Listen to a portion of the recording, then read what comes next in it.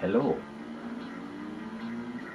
This is, what was it, Formula 1 simulator from Mastertronic with a great big explosion and stuff. It was like the start of Free Jack on the front cover of the box. Actually, you'll have seen it, won't you? Because I'll have hopefully hunted down the thumbnail and made it the thumbnail. Yeah, you know what I mean. And if you do, I sincerely worry for you. Hey, this is actually alright music. I think I might have taped this onto a cassette. The music. Yeah, I had a cassette of Commodore 64 tunes. I think this was one of them.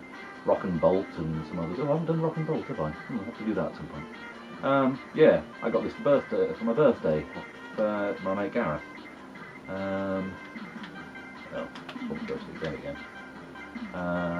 Zandvoort, Zolder, Monza, Paul Rick, I'm guessing Paul Ricard, Kyalani, Sulvsund, Ostring, Hockheim. Well, I know that's Hockenheim, that's Silverstone, Ostering? I don't know.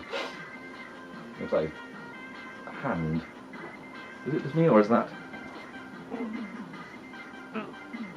This isn't exactly clacks, this, is it? There we go. It's like that, isn't it? The claw of Ostring. Let's have something with some nice straights and things. Let's try Paul Rick. I wonder what's accelerated. Is it forward or is it? It appears to be. And fire is. Yeah, it looks a bit childlike, I suppose. Yeah, okay. Oh yeah. But it's solid enough. It's a bit Duplo, shall we say. But for $1.99. Happy birthday from my mate Gareth. Oh no, even switching to the low gear didn't help. But it helped now. It's not the most accurate of Formula 1 simulators, I guess, but then, yeah, thinking about it, it's probably a good reason why it's a fair chance it's probably my favourite Formula 1 simulator, because Formula 1 is horribly dull.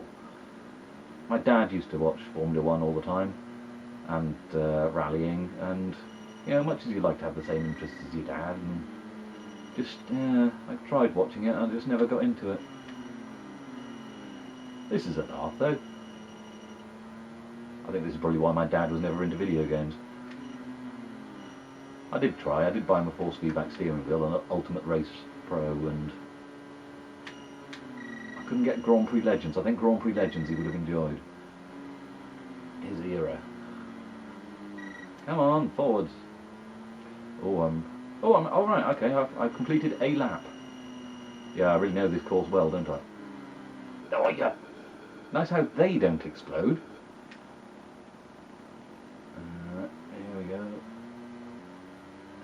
And look, I had no idea that they had so many Formula 1 racetracks in the middle of the countryside, and flat plateaus with mountains in the distance. I wonder if the mountains change if you choose a different track. Look, you've got a steering wheel at the bottom as well. Because Formula 1 steering wheels look like that, don't they? But it really is like a kid's simulation, isn't it? But it handles right. It's a better racer than, say, who played Vigilante, the System 3 Street Fighter Last Ninja kind of game.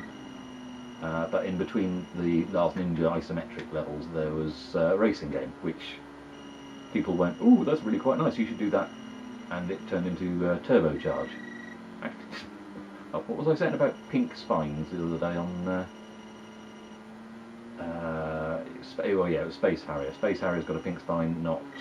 Well, actually, I still don't know whether Bomb Jack does or doesn't, but Space Harrier does. Thank you, Mensky. You should check out Mensky's channel. He occasionally does games from the chippy. Occasionally. When he's not busy schmoozing around with big name stars like Ashens. Or rolling around amongst 12-inch Ghostbusters figures. No, I'm not jealous. No.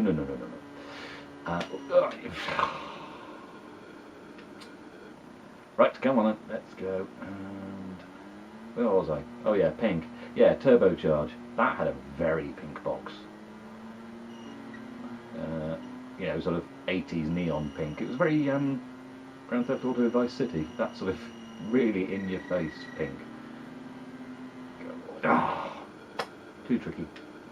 But yeah, while Turbocharge was a good game, the racing section on Vigilante, if I recall correctly, was, that's weird, I normally type that, not say it.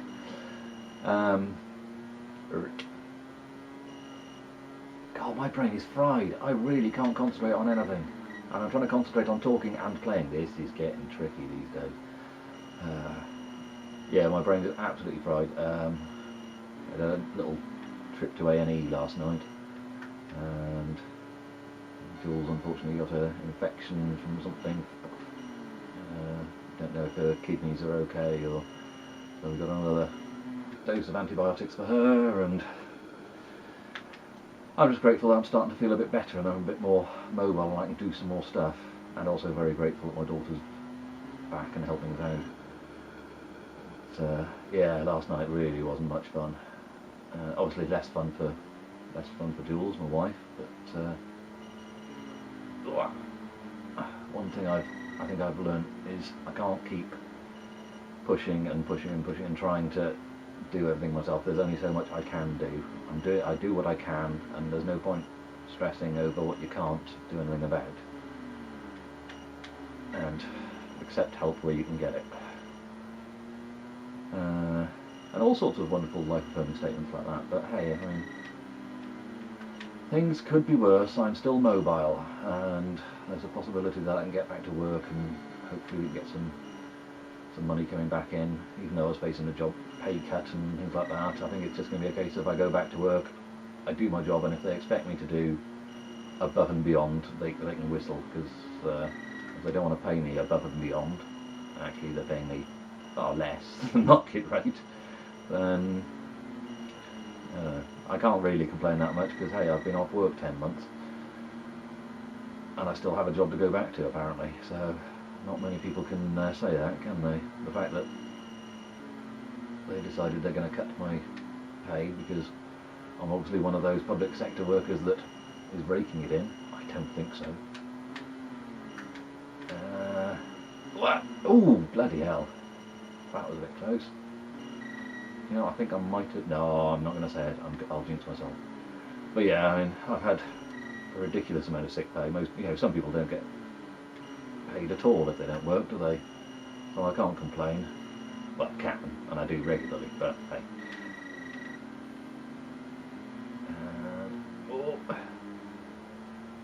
It's just being on half pay for sick pay is an absolute killer, and going back to work for a third less than what I was earning before is still better than half pay or zero pay because they cut their losses on me. But home to the brakes, like I said, I'm looking on the bright side of things. Things are hopefully getting better. I haven't had a really, really bad day where I haven't been able to do anything for a while, but I've got to make sure I don't push myself and cripple myself.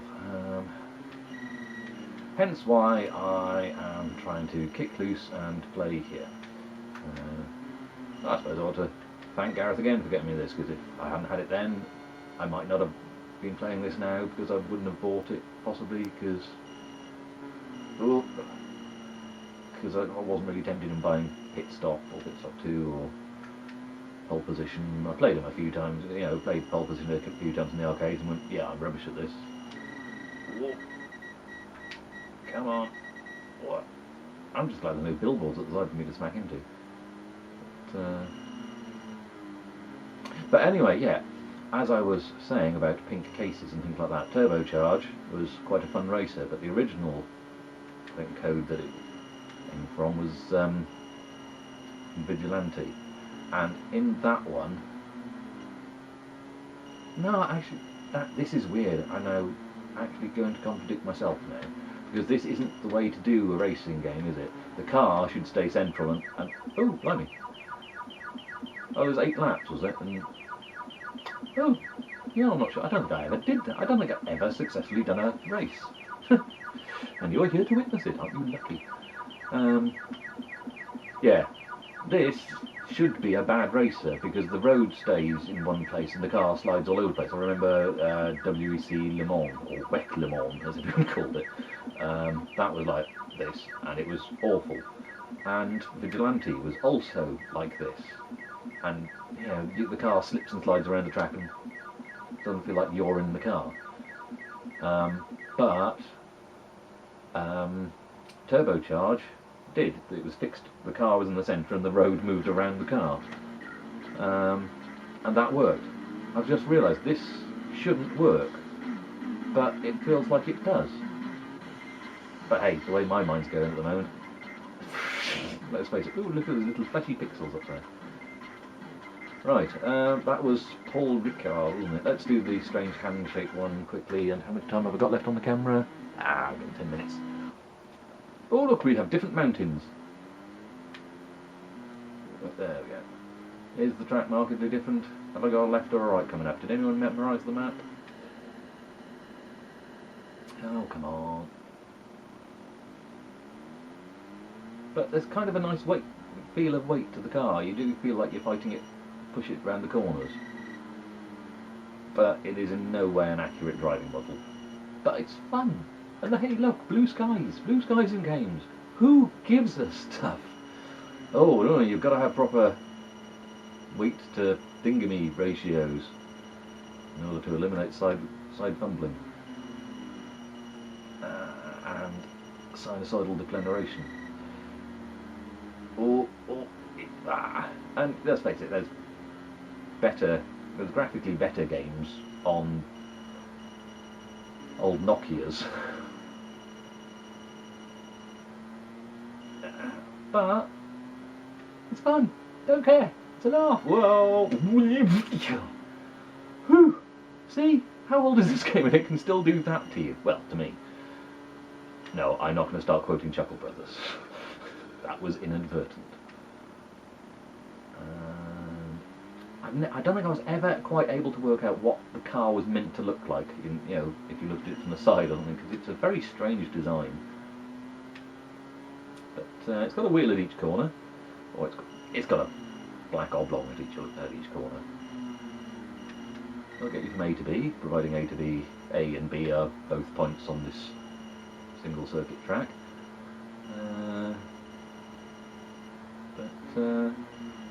Yeah, who cares if it doesn't look flashy? You still get a fair approximation of speed. You get a feeling from it. Maybe I'm a bit too forgiving, but and hey, I do think Gareth got me this for my birthday because he wanted to play it because he liked Formula One. And hey, I've got no problem with that. I think I got him for his Spectrum Reversey. I think it was an Othello. It's, you know, when you were like 10, and you were going around a friend's house because it was their birthday, and you were going to play computer games, and you quickly went to the video shop that had the plastic racks of games in, and then someone had to come over and unlock to let you have it, and you had to look in the Spectrum section because you didn't have a Spectrum. Like, ooh, different. What's here? What can I get Gareth with my £2? And I think they had I vaguely remember, was it R. Didham's or Herbert's Dummy Run? I'm not sure. And I was aware that was like a full price game. I think that was all of $5.99 or $6.99 most places, and here it was $1.99. So I was quite tempted to get him that, but you know, when you're 10, you go, oh, happy birthday, have this game that's got a baby in its nappy on the front of it. And also I think it was $1.99 because the case was a bit tatty. I mean, I could have replaced the case, but you know, it was that sort of, you know, do I want to give a gift that's, oh yeah, have a babyish game and in a crap case.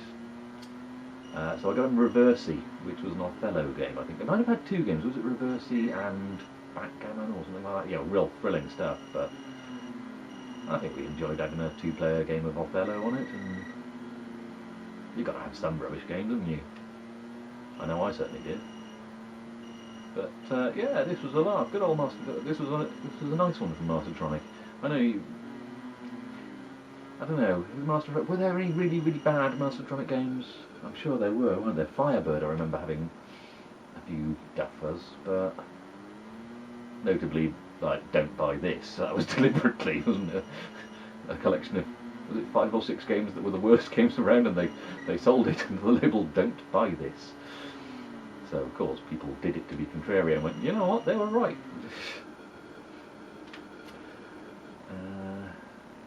But yeah, most Mastertronic games were alright, weren't they?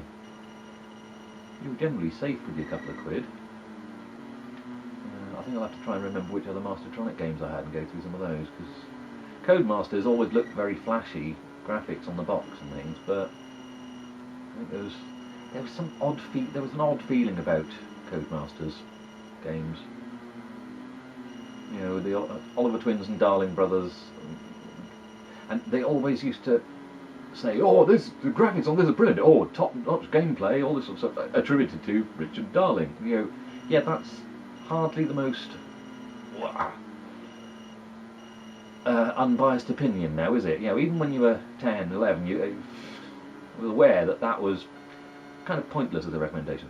I wasn't looking then. I was looking down to see what lap I was on. Yeah, there was also something, I don't know, a little bit creepy, cultish about them. Sort of, oh, they're all brothers.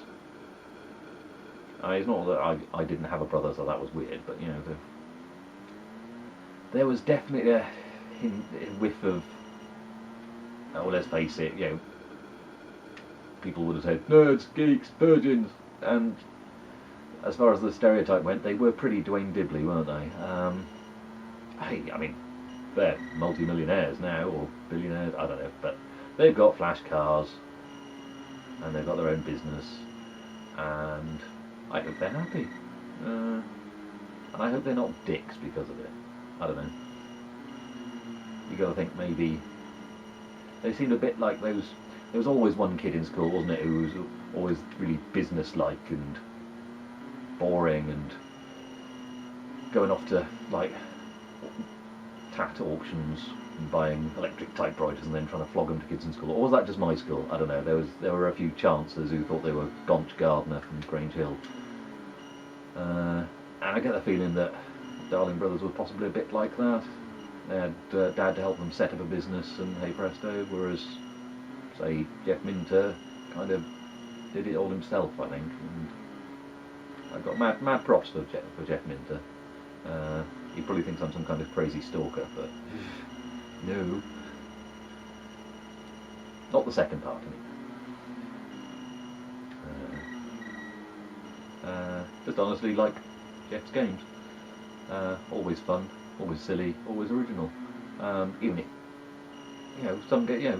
he writes games that he likes, and sometimes games that he likes and games that you like ain't the same. But you always know you'll get something interesting and different, even if it's not going to be your favourite game in the world. Oh, I'm on lap 8, so this is the last lap, is it? Have I got enough time on the camera? Hopefully. Come on. I have no idea how much time I've got left. But I've been rambling a fair old while, haven't I? So, please spin the wheel, whey. Ah, ya bummer. That was meant to be bum and bugger, not ah, ya bummer. Because I'm not being homophobic, okay? That was just meant in a bleh sense. And I have no problem if you are a bummer.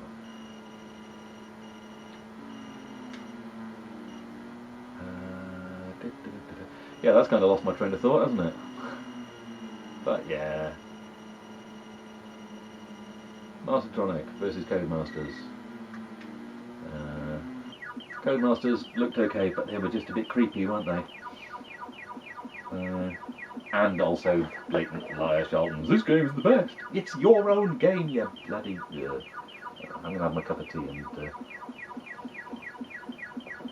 calm down a bit, because there's obviously something about winning at Formula 1 that's making me go a bit. We got the high score there. Strange how there were no positions. It's really not the most accurate of simulations, is it? But there we go. It's not Advanced Formula 1 Simulator Pro by Codemasters. It's just Formula 1 Simulator. Oh yeah, and it had nice music as well. I'll have to rip this off. No. I was going to say, rip this off and play it in the car. No. Learnt my lesson on that one. You don't want to play the same music in the car as you listen to when you're playing games, because otherwise you'll be going through the tunnels by Newport and Killian, and you'll be going, oh, I could get a wall takedown here, and then you go, no. Anyway, that's more than enough. What was that, 20 minutes? 20 minutes on a £2 game. How many years after? Gee, how much time did I spend playing this? And yet I still didn't... I was really, really bad at racing games, wasn't I? I couldn't do that. Anyway, let's see what else I've got on here to go through. I'll have to see what other Mastertronic games I've got, see if I can find a bad one. Okay, thanks for watching, and catch you again sometime.